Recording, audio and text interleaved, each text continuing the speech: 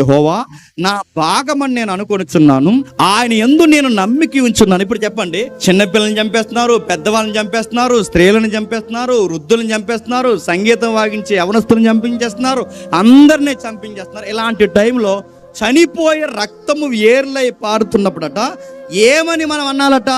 ఎంత జరిగినా ఇంకా నిన్ను మేము చెప్పండి నమ్ముతున్నాము.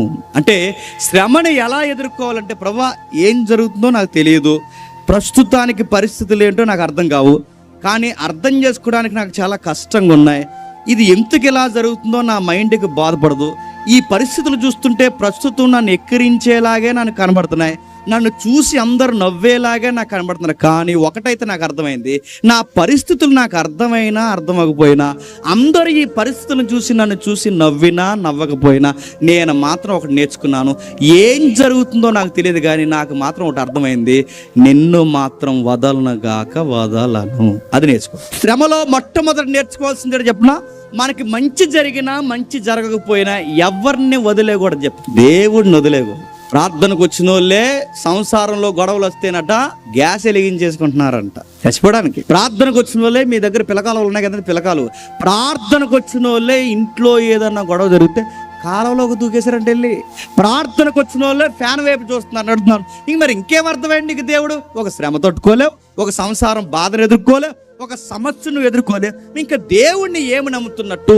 బయటోడికి శ్రమ వస్తే తాగేస్తాడు, బయటోడికి శ్రమ వస్తే ఊగస్తాడు, బయటోడికి శ్రమ వస్తే వాడి పోయి ఏదో ఒక అడ్డమైన పనికి అలవాటు నేర్చుకుంటాడు. కానీ బయటోడికి దేవుడిని నమ్మునోడికి తేడాడు చెప్పిన, ఆడికి ఏం జరిగినా అలా నిలబడి చూస్తాడు. ఊరి ఎందుకు అలా ఎదురు చూస్తున్నావంటే, ఏమో నాకు తెలియదు, కానీ ప్రస్తుతానికి ఏం జరుగుతుందో నాకు తెలియదు, కానీ వన్ డే నా దేవుడు నాకు అన్ని అర్థమయ్యేలా చెప్పండి చేస్తాడని ఎదురు చూసేవాడినే చెప్పండి విశ్వాసి అని. అందుకే కిందికి మరొక సూత్రం నేర్పిస్తున్నాడు చూడండి, ఆయన యందు నేను నమ్మిక ఉంచి ఉన్నాను, నన్ను ఆశ్రయించు వారి ఎడల యెహోవా దయాళుడు. ఏంటట? ఏమని నమ్మాలట? దేవుణ్ణి ఆశ్రయించిన వారి ఎడల ఆయన ఎలా ఉన్నాడట? దయాళుడు. ప్రస్తుతానికి వినండి, ప్రస్తుతానికి ఆయన దయ చూపించలేనట్టు ఉంటుంది, మన మీద జాలి చూపించలేనట్టు ఉంటుంది, కానీ ఆయన ఎప్పుడు చూపిస్తాడో నాకు తెలియదు, కానీ చూపించే వరకు శ్రమలో చెప్పండి ఆయన దయ కొరకు కనిపెడతాననడమే శ్రమను డీల్ చేయడం. గుర్తుపెట్టు, శ్రమ వచ్చినప్పుడు కంగారు అవ్వద్దు. మా ఫ్రెండ్ ఒకడు ఉండేవాడు, ఆడికి బాధ ఎక్కువైంది అనుకోండి, ఆ రోజు 2 బిర్యానీలు తినేవాడు అండి. ఆడు అదో రకం నిజంగానే. ఇప్పుడు ఆల్రెడీ చెప్పండి రా అని, ఇప్పుడు అప్పుడు మేము జిమ్లకు పోయేవాళ్ళండి. ఆ జిమ్లకు పోయినప్పుడు ఇవాళ మనసు బాధకుందిరా, బాధకుంటే ఎవడన్నా అన్నం అనే రివర్స్ ఇడు 2 బిర్యానీలు చేసేవాడు, ఒకడేమో బిర్యానీ తింటాడు, ఒకడేమో అన్నం తింటాడు. అడుగుతున్నాను బాధ, నేను అడుగుతున్నాను ఎలా డీల్ చేయాలి? అన్నం తినడం మానేయడమా, లేదా గట్టిగా తినేయడమా, లేదా తాగేయడమా, లేదా గొడవలు పెట్టుకోవడమా, దూకడమా, చావడమా? అదేం కాదు. బయట వాళ్ళ సంగతి వదిలేయండి. విశ్వాసులుగా మనం ఏం చేయాలంటే, ఆ శ్రమ నాకు అర్థం కావట్లేదు కానీ దేవుణ్ణి బలంగా నమ్ముతాను, ఆ నమ్ముతున్నప్పుడు ఒక పదం నేను నేర్చుకుంటాను, ఎప్పటికైనా నా శ్రమ మీద దేవుడు చెప్పండి దయ చూపిస్తాడు. శ్రమల్లో అందరూ రకరకాల మాటలు మాట్లాడతారు. ఈ శ్రమల్లో ఉన్నప్పుడు ఈ జనాలకు ఓదార్చడం రాదండి. వాళ్ళు వచ్చి ఏమంటారు చెప్పనా, ఏడ్చేవాడి దగ్గరకు వచ్చి, నడుతున్న ఏడ్చేవాడి దగ్గరకు వచ్చి, బ్రదర్ ఏమి పర్లేదు దేవుడు మనకు ఉన్నాడంటే బాగుంటుంది, అలాగ అనరు. వచ్చిన వెంటనే ఏమంటారు చెప్పనా, ఏడవకరా అంటారు. ఏడవకరా అంటే చాలు చెప్పండి, మనం అడుగుతున్న వాదాతను కూడా రాదండి.